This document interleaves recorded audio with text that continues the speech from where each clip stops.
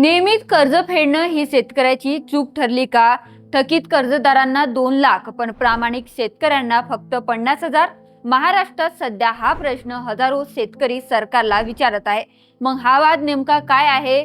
नियमित कर्जदारांमध्ये एवढी नाराजगी का आहे आणि सरकारसमोर नेमकं आव्हान काय उभं राहिलं? जाणून घेऊया. नमस्कार, मी ऐश्वर्या गावरे आणि तुम्ही पाहत आहेत ॲग्रोटेक मराठी. महाराष्ट्र सरकारने पुण्यश्लोक अहिल्यादेवी होळकर शेतकरी कर्जमुक्ती योजना 2026 जाहीर केली.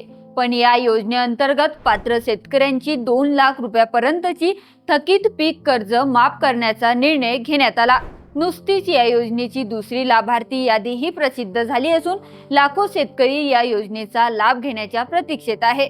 पण या योजनेबाबतच एक मोठा वाद निर्माण झाला आहे आणि तो म्हणजे नियमित कर्जफेड करणाऱ्या शेतकऱ्यांचा. कारण त्यांचा प्रश्न अगदी सरळ आहे. ज्यांनी कर्ज थकवलं त्यांना 2 लाख रुपयांची कर्जमाफी आणि ज्यांनी वेळेवर कर्ज फेडलं त्यांना फक्त 50,000 रुपयेच. मग प्रामाणिकपणाची शिक्षा आम्हालाच का? हा प्रश्न समजून घेण्यासाठी आपण आधी या योजनेचे नियम समजून घेऊया.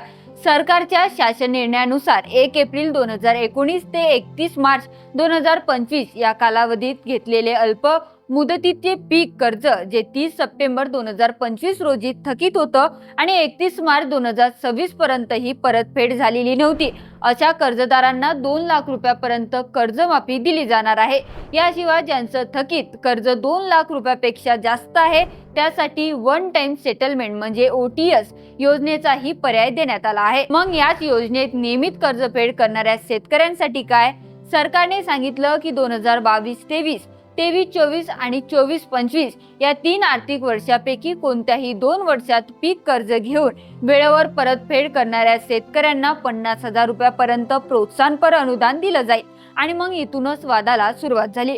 कारण अनेक शेतकरी म्हणत आहे की ज्यांनी बँकेचे पैसे वेळेवर भरले त्यांनाच कमी लाभ आणि ज्यांनी कर्ज थकवलं त्यांना मोठा फायदा.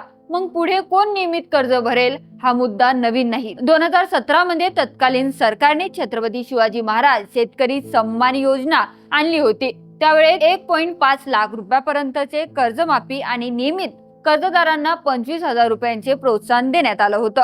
त्यानंतर 2019 मध्ये महात्मा ज्योतिराव फुले शेतकरी कर्जमुक्ती योजना आली. यावेळी कर्जमाफी 2 लाख रुपये झाली होती. नियमित कर्जदारांचं प्रोत्साहनही 25,000हून 50,000 रुपये करण्यात आलं होतं. पण आता 2026 म्हणजे कर्जमाफीची मर्यादा 2 लाखावर कायम आहे आणि नियमित कर्जदारांचं प्रोत्साहनही 50,000 वरच थांबलं आहे.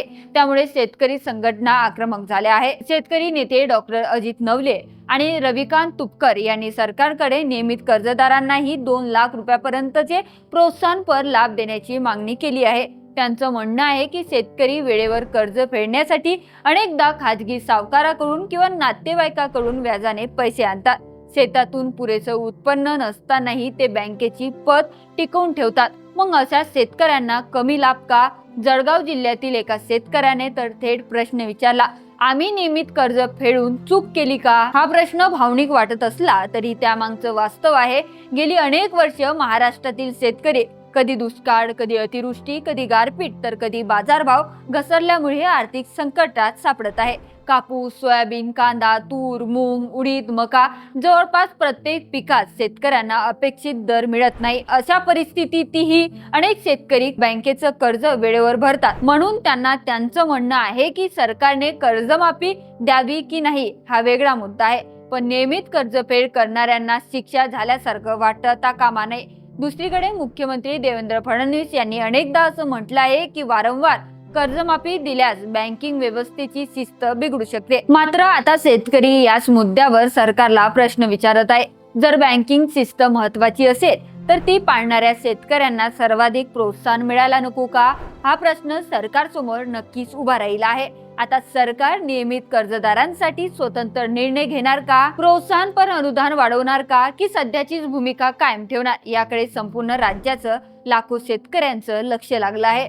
आता तुम्हाला काय वाटतं? नियमित कर्जफेड करणाऱ्या शेतकऱ्यांना 50,000 ऐवजी अधिक प्रोत्साहनपर अनुदान द्यायला हवं का की सरकारचा सध्याचा निर्णय योग्य आहे?